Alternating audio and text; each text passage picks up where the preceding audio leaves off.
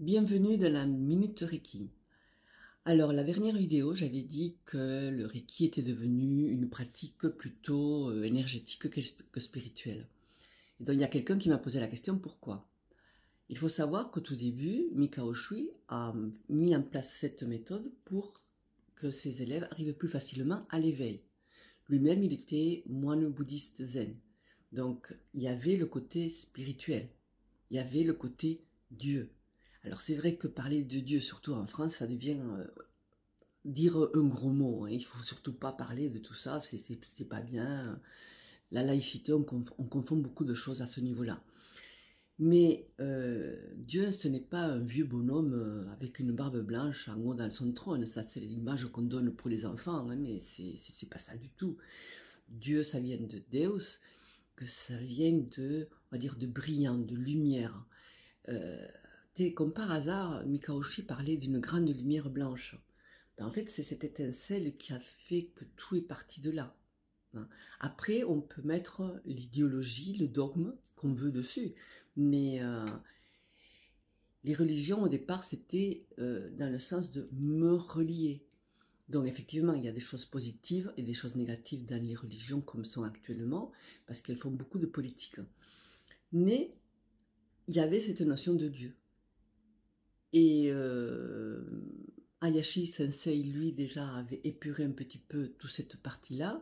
Et celle qui a fini par épurer tout ça du Reiki, ça a été Madame Takata, qui elle-même a reconnu, on a retrouvé des écrits, où elle disait comme ça que, de la manière que c'était à l'époque de Mikao Shui, c'était pas possible pour les Occidentaux. Et c'est très bien, parce qu'elle a enlevé le côté spirituel, et ça a permis à la méthode de pouvoir s'adapter à toutes les fois. Parce que lorsqu'on voit comment c'est construit, la méthode Mikao Shui, comment elle est construite, tout est dedans. Allez voir mes cours sur Zonlo Ado, où je mets des révisions pour ceux qui font du Reiki, mais que c'est à disposition de tout le monde. Et la partie métaphysique, je parle un petit peu de tout ça. Donc, Madame Takata, quelque part, bon, d'accord, elle a levé toute la partie, on va dire, spirituelle. Elle a bien épuré, c'est devenu vraiment une pratique énergétique, hein, qui va travailler surtout sur nos corps émotionnels, mental, et qui va faire en sorte qu'on aille mieux, et que peut-être un jour, à force de travailler ces plans-là, ben, on arrivera à se dire, ben, il y a autre chose que ça. Mais bon, euh, sincèrement, actuellement, dites-moi ceux qui pratiquent le Reiki, qui c'est qui fait les méditations tous les jours? Qui c'est qui se fait les autotraitements tous les jours?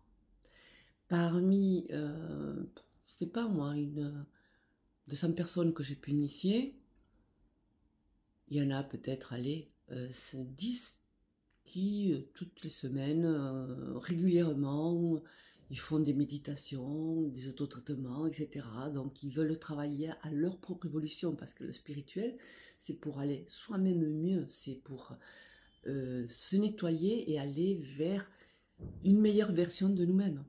Et arriver à être en connexion avec cette étincelle qui se trouve, qui a fait un peu le tout. C'est ça l'éveil, hein.